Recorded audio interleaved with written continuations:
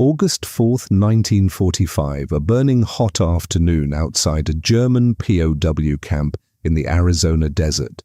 American soldiers walk up to a German mother and her 3 little children, not to arrest them, but to take the children away in a military truck. The air smells of dust and diesel, the metal tailgate slams shut, and 3 enemy children vanish into the heat while their mother is ordered to stand still and say nothing.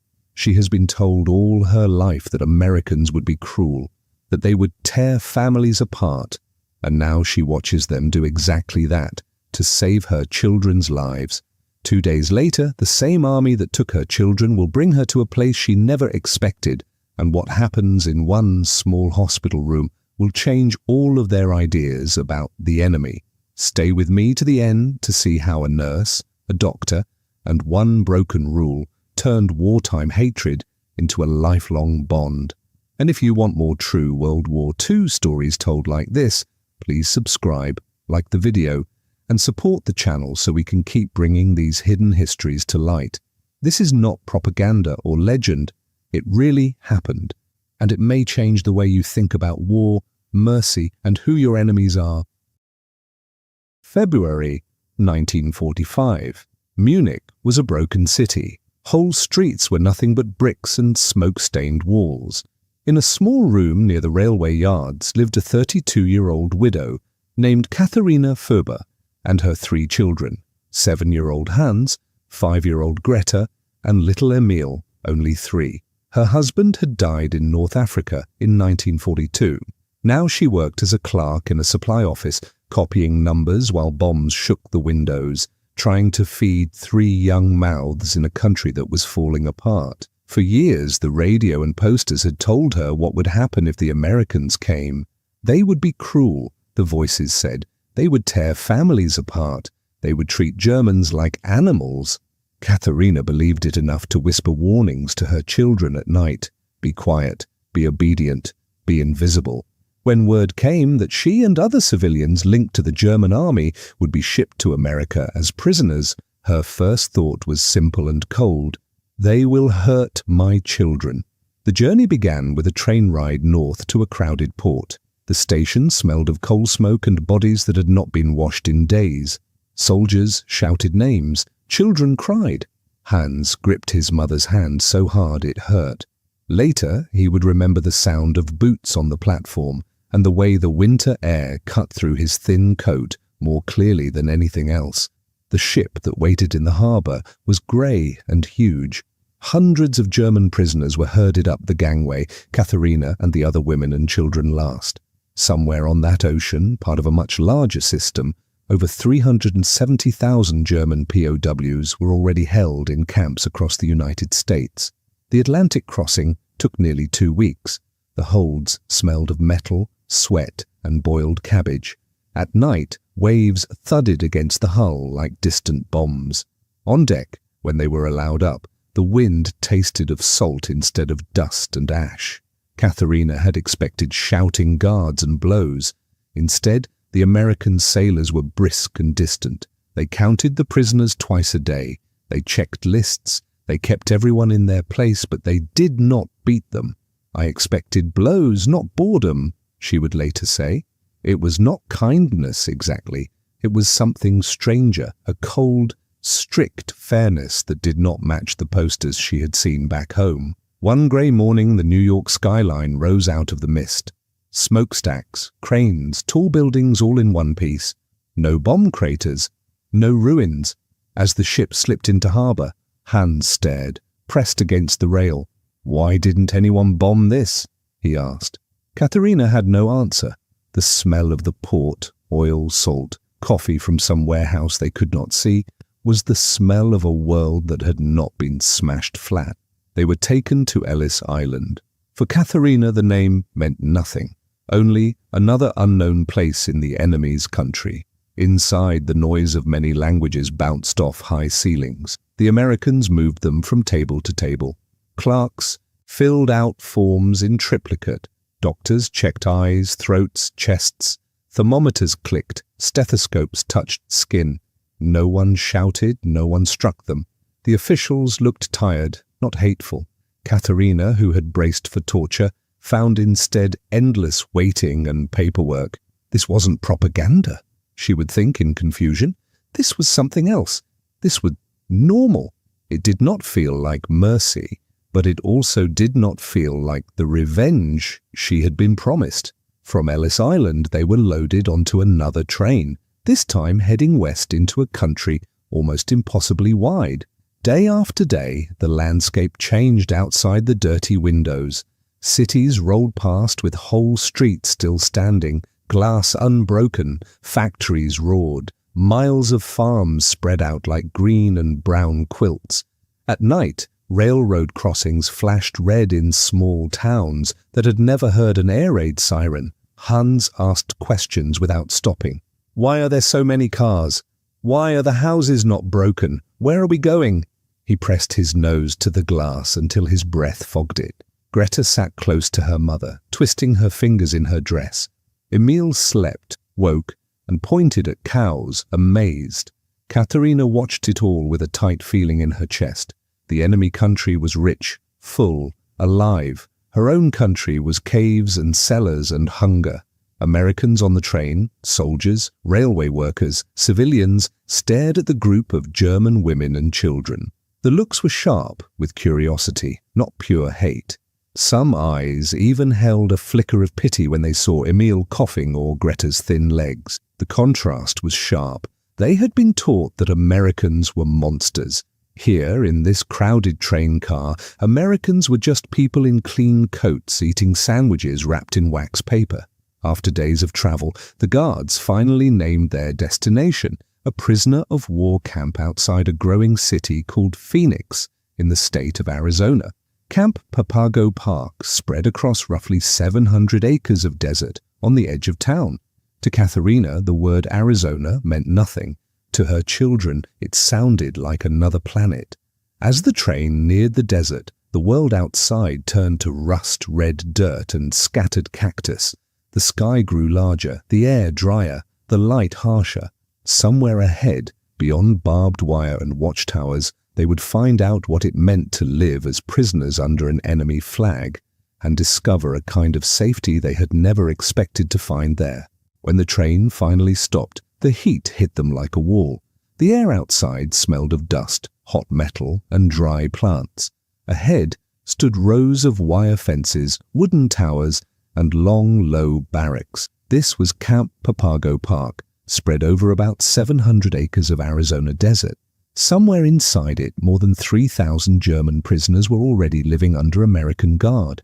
Katharina and her children were taken to a smaller fenced area off to one side. This was the women's compound, built for a much smaller group, just 47 German women and their children, kept apart from the men.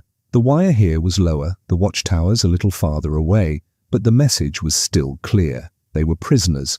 An American sergeant read out names. A clerk checked them off on a clipboard. No one smiled. No one raised a hand in anger either. Orders were brief. "Barrack 7, a guard said, pointing with his pencil, not his rifle. The ground was packed dirt, pale and powdery.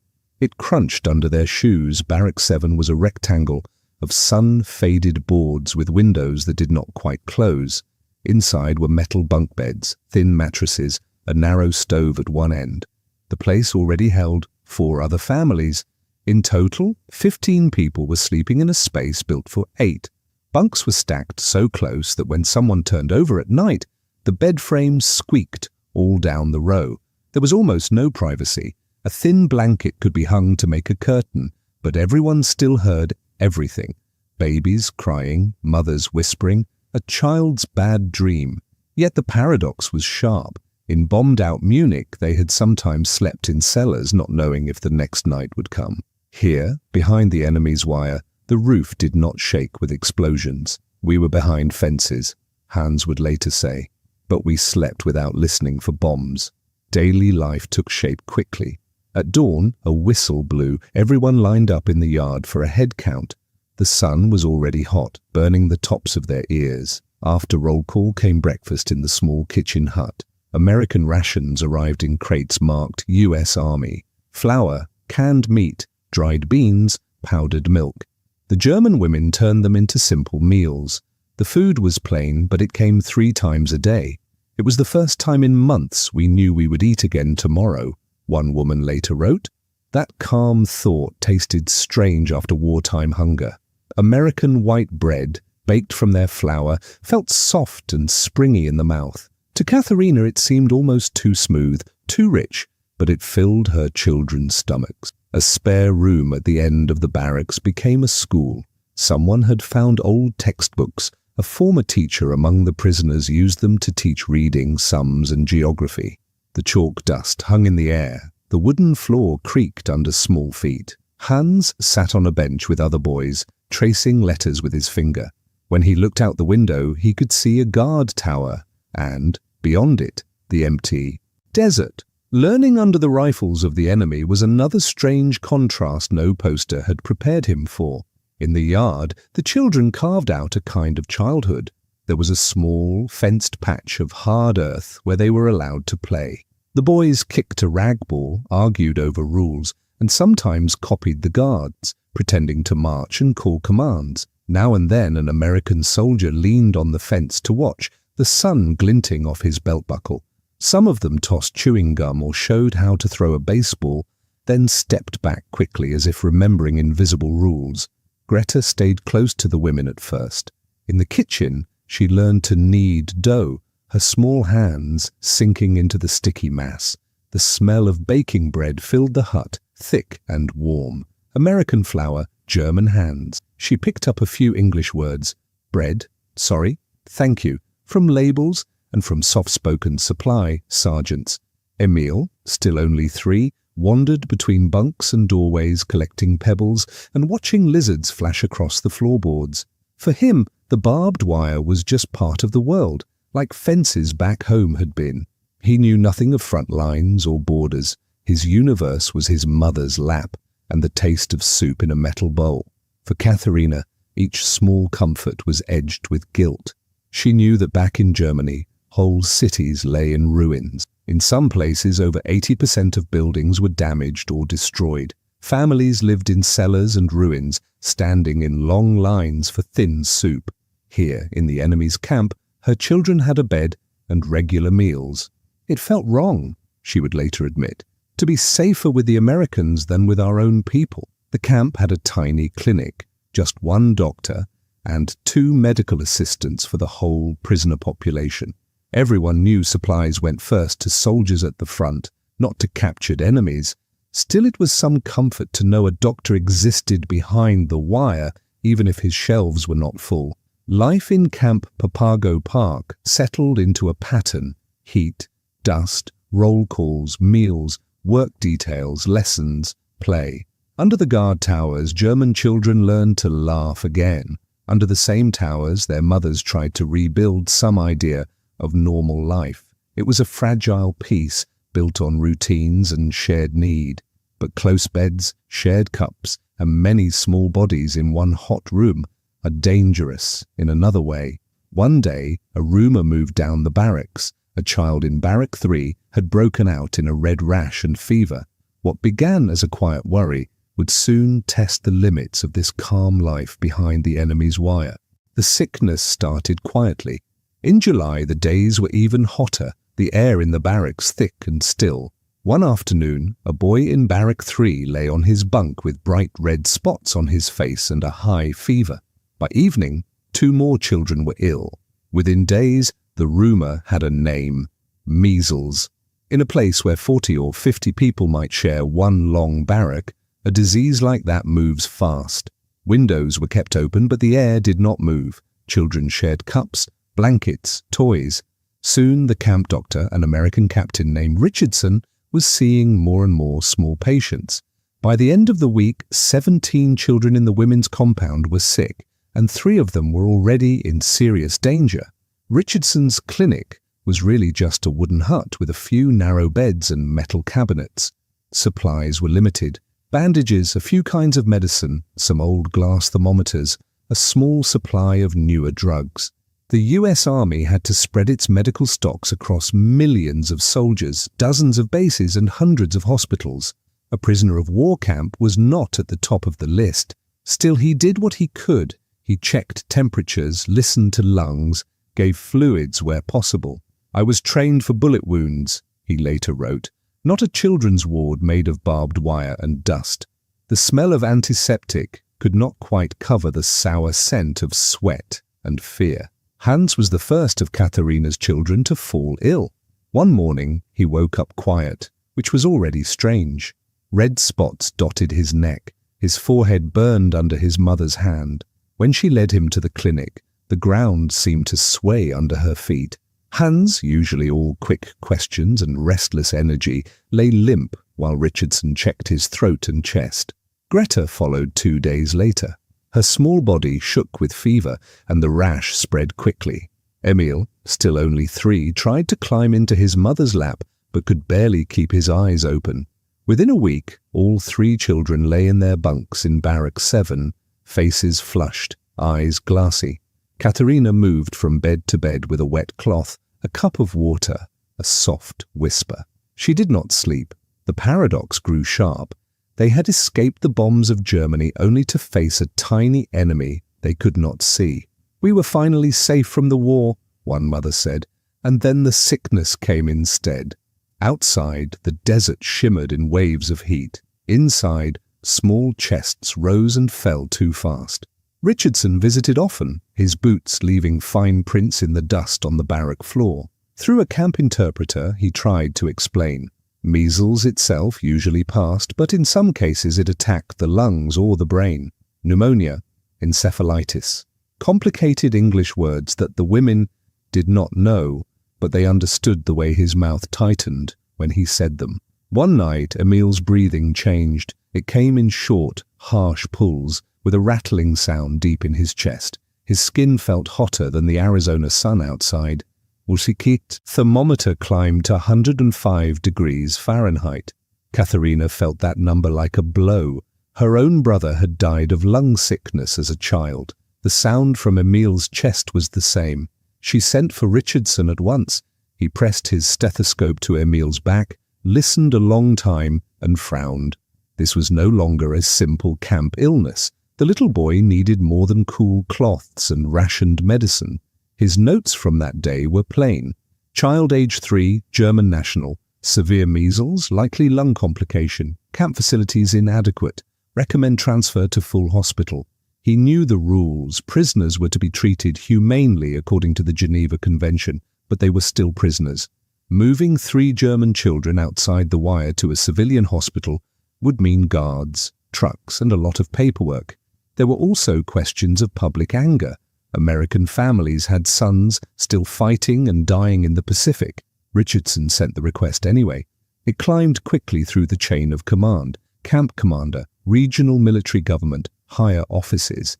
In files where numbers usually counted more than names, 3 German children from Barrack 7 became a test case. Did the promise on paper to care for prisoners mean anything when it cost time and effort? Within 6 hours, the answer came back stamped and signed. Transport to Phoenix Memorial Hospital approved. All 3 children were to go under guard for proper treatment. But there was a hard line too. Their mother would not go with them. Regulations stated clearly that POW civilians could not be placed freely in public institutions. Security came before comfort. When Katharina heard this through the interpreter, it felt like the floor had dropped away. "No," she said in German, shaking her head. "They are babies. They need their mother." The other woman translated her words, her voice shaking. Richardson's face was kind, but his answer did not change. "They will receive good care," he said, "but you must stay here." On August 4th, an army ambulance rolled up near the women's compound. The smell of fuel and hot rubber filled the air. Metal doors clanged open. 2 medics in white armbands moved forward with stretchers. Katharina carried Emil, his skin almost burning her arms, and walked beside Hans and Greta to the vehicle. The children's hands clung to her dress until the last possible moment. Then she had to let go. She watched them lifted into the truck, heard the engine start, and saw the doors close between her and everything that mattered. Dust rose as the ambulance pulled away, blurring the world into a brown haze. For the next 2 days, She would wait in that dust, not knowing that in a clean white building in Phoenix, another person was about to face her own choice. Phoenix Memorial Hospital stood on the north side of the city, a low cluster of brick and concrete built in 1935. Inside were bright halls, electric lights, and the sharp, clean smell of antiseptic. Outside, American cars rolled past, and in the newspapers in the lobby, headlines still talked about fighting in the Pacific. It was a strange contrast. While American sons were dying far away, 3 German prisoners' children were on their way to an American civilian hospital for care. The staff had been warned 3 German children from a POW camp would arrive by army ambulance. In the nurse's room, opinions split. One younger nurse closed her chart and said, "Our boys are bleeding on islands. Why are we treating theirs?" An older colleague shook her head.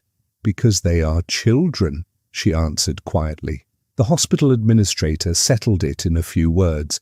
Patients would be treated by medical need, not by nationality. It would be done under guard, but it would be done. The ambulance pulled up at a side entrance. The metal doors creaked open. Orderlies lifted out 2 stretchers and helped one small boy climb down. Emil was almost limp, his face flushed, eyes barely open. Greta clung to her broken cloth doll, cheeks wet with tears. Hans tried to stand straight, holding his jaw tight, but his legs trembled. They were taken to a private room at the end of a 3rd-floor hallway. It was not a luxury room. It was simply easier to put the enemy children away from the main ward. 2 armed guards took up positions outside the door, their boots echoing on the polished floor. The nurse assigned to that room was Mary O'Brien. She was 53 years old and had been a nurse for 27 years. She had seen soldiers with bullet wounds, factory workers with crushed hands, children with polio. Experience had given her a kind of hard shell. To do her job, she often told herself, she must think of cases, not stories. When she stepped through the door and saw the 3 German children, her first instinct was professional. She went at once to the sickest, Emil. She listened to his rattling breath, felt the burning heat of his skin, and ordered antibiotics and intravenous fluids. Over the next 48 hours, she and the doctors watched his fever slowly creep down. The electric pump on the IV clicked softly. The room smelled of rubbing alcohol and sweat, but she could not ignore the other sounds. Hans speaking rapidly in German, his voice thin with fear. Greta sobbing into her pillow, calling for Mama again and again.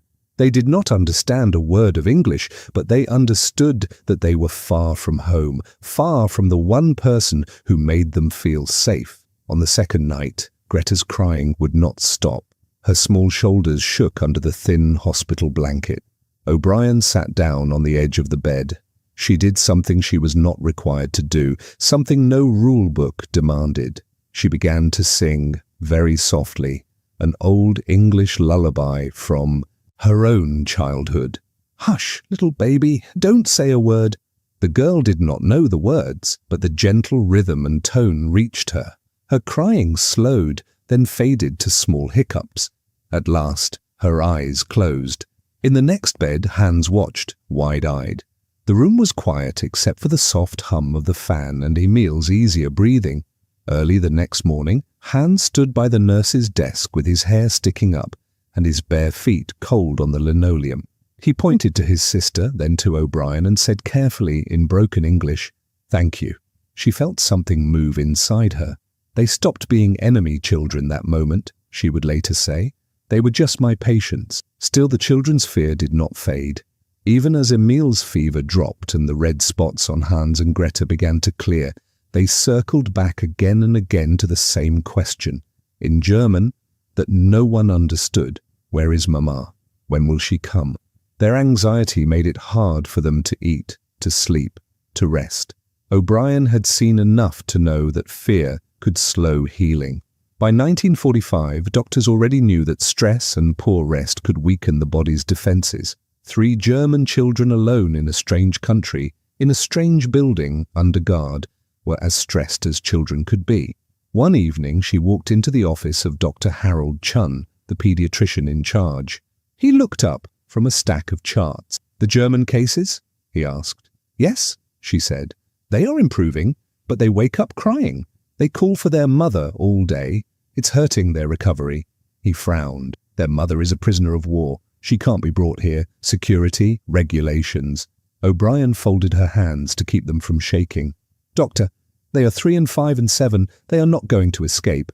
They need their mother for medical reasons. They will heal faster with her here. You know that." Chun leaned back, tired. "Even if I agree, it is not my decision alone. There are forms. Commanders. Military police.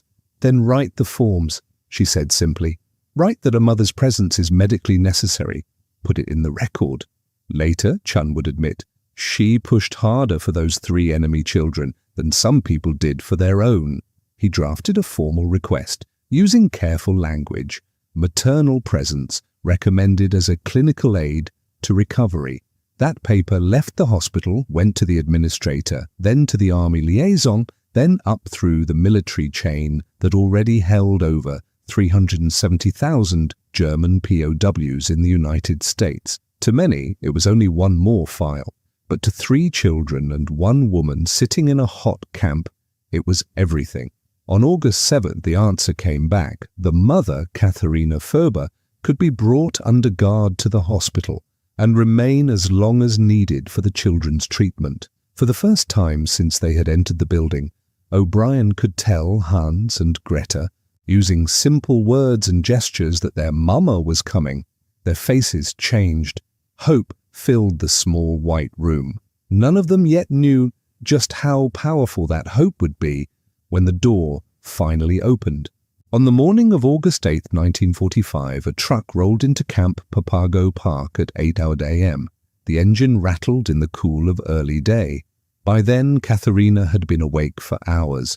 She had washed her face again and again in the tin basin, smoothed her prison dress until the fabric would not lie any flatter. The other women watched her in silence. Everyone knew where she was going and why. 2 guards helped her climb into the back of the truck. The wooden bench was rough under her hands. No one on board spoke German. The doors closed with a hollow thud, and the truck pulled out through the gate. Behind her, the 700 acres of fences and barracks grew smaller. Ahead stretched an open road and a desert that seemed never to end. The drive to Phoenix took about 90 minutes. The truck smelled of oil, dust, and old canvas.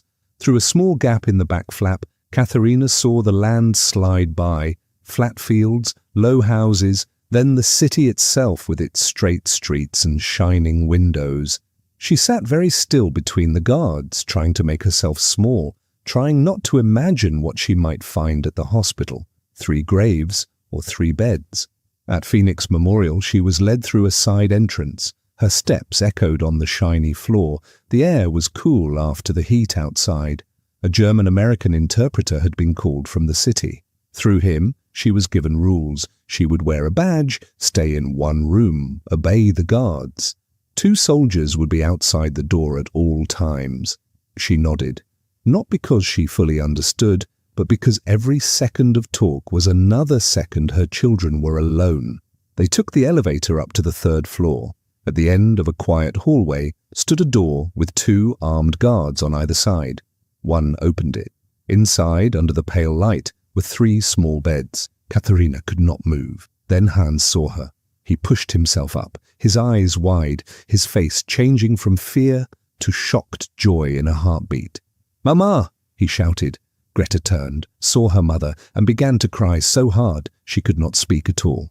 Emil slept, his chest rising and falling more calmly now, his cheeks no longer as red.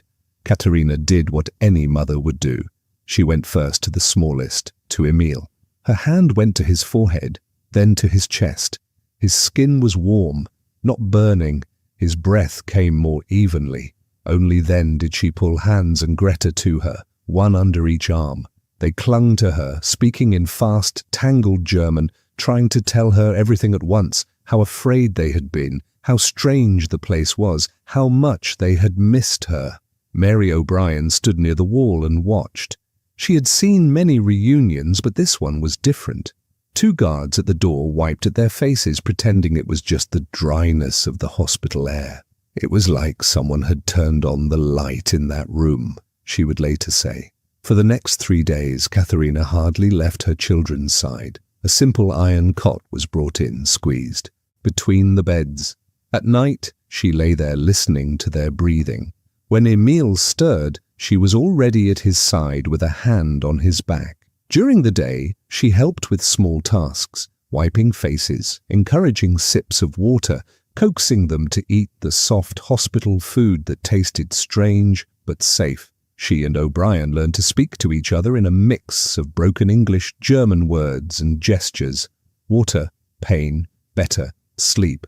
Simple terms passed back and forth like shared tools. At night, when the lights dimmed and the hallway grew quiet, Katharina sang German lullabies in a soft, low voice. The tune curled through the open doorway.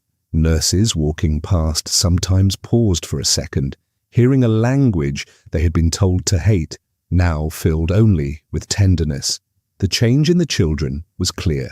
With their mother in the room, Emil began to eat properly, swallowing spoonfuls of broth without turning away. His fever stayed down. His breathing eased. Hans stopped waking up from nightmares soaked in sweat. Greta's shoulders, which had been tight with fear, loosened. She even laughed once when a doctor made a funny face. O'Brien took notes. She wrote down how many hours they slept, how much they ate, how their pulses slowed to healthier rates. When Dr. Chun reviewed the charts, he could not ignore it. The presence of the mother, he wrote in a formal report, has clearly improved recovery for all 3 children. It was a simple sentence that quietly broke the old rule that security must always come first. On August 12th, less than a week after Katharina arrived, Chun cleared the children for discharge. They would all go back to Camp Papago Park together, under guard, but as a family. Before they left, O'Brien did something personal. She handed Greta a box. Inside was a new doll with a porcelain face and a fresh cloth dress that smelled faintly of starch and shop air. Greta stared, afraid to touch it. "Why?" she asked in German. Through the interpreter, O'Brien answered, "Because you needed something beautiful."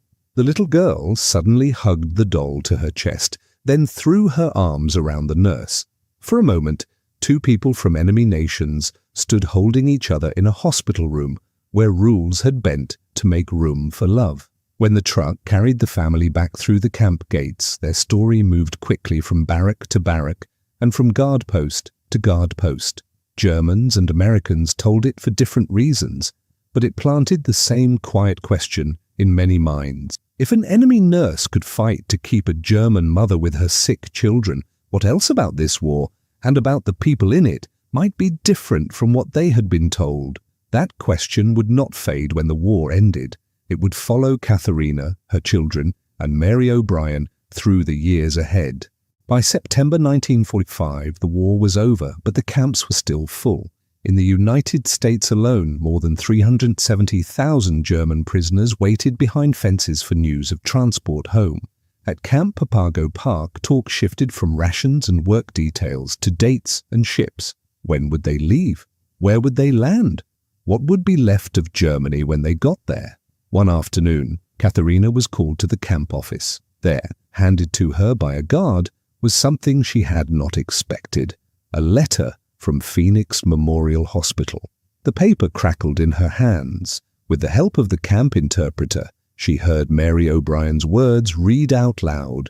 "Caring for Hans, Greta and Emil," the nurse had written, "was one of the most meaningful experiences of my career. They reminded me why I chose this work, to heal and to comfort, no matter who the patient is." O'Brien wished them a safe return to a peaceful Germany and added, "Tell them that Nurse Mary in America will always remember them." Katharina kept the letter folded in a small cloth bag with her few precious things. She answered as best she could in careful German, knowing each line would be checked by censors. "Thank you for seeing my children as children first," she wrote. "I was told Americans were monsters.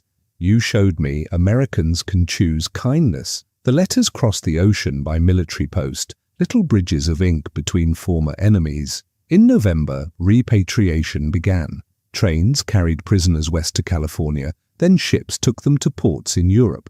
Katharina and her children left Camp Papago Park in early December. Before they boarded the train, a package arrived with their names on it, sent through official channels from Phoenix. Inside were 3 gifts. For Hans, a baseball glove and a ball, the leather smelling of oil and newness. A note, translated for him, said, "So you can play American games and remember that children should never be enemies." For Greta, bright hair ribbons in colours she had not seen in years, red, blue, yellow, that felt smooth under her fingers. Her note read, "For a brave little girl, may you grow up where children do not have to be so brave." For Emil, a small stuffed bear, soft and warm to the touch. His note said, "For the youngest patient, remember that love can be stronger than any rule." They carried these objects with them on the long journey, through the train rides smelling of coal and metal, across the sea where the salt wind stung their faces, and into a ruined Germany where the air was full of dust and smoke. In many cities, more than half of all homes lay smashed or burned. Bridges were twisted, roads broken, water and power lines shattered. Katharina and the children stayed first in a displaced persons camp, then with distant family near Munich. Life was hard. Food was rationed, buildings were cold, and memories of the war hung over everything. Yet in the middle of that grey struggle, there were bright spots: a girl with American ribbons in her hair, a boy tossing an American ball, a small bear on a shelf. Over the years, the children grew up with the story of Arizona and the hospital. Hans became a teacher. He wanted young people to understand not just battles and borders, but also the small choices that shape lives. In 1968, he emigrated to the United States. One day, he stood outside Phoenix Memorial Hospital with his own children, pointing up at its windows. "I was very sick in there," he told them. "An American nurse fought the rules so that your grandmother could stay by my bed."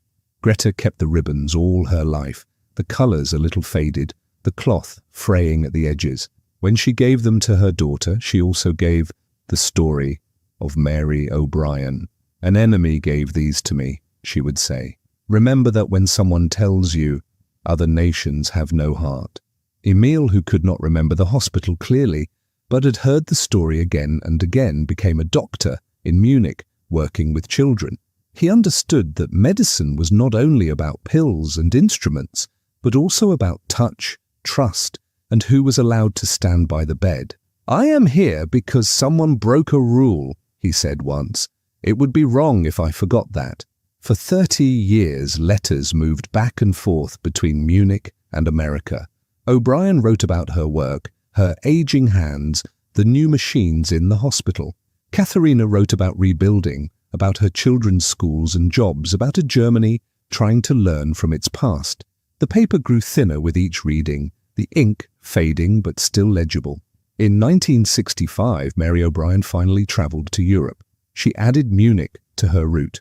In a small apartment there, she and Katharina met again for the first time since that August, in 1945. Hans translated as they sat over coffee. They spoke of the hospital room, the guards at the door, the songs at night. Both women were older now, their hair streaked with grey, their hands lined. "You saved my children," Katharina said. "I argued with some papers," O'Brien replied. "You saved them with your love." A few years later, historians found their story in camp records and hospital files. They wrote about it in studies of POW treatment and the Geneva Convention. This wasn't propaganda, one historian noted. This was reality, a rule broken so that 3 small enemies could become simply children again. Mary O'Brien died in 1982 at age 90. Her family told the story of the German children at her funeral. Katharina died in 1987 at 74. In her things, Hans found O'Brien's first letter, folded and worn soft from years of being opened and read.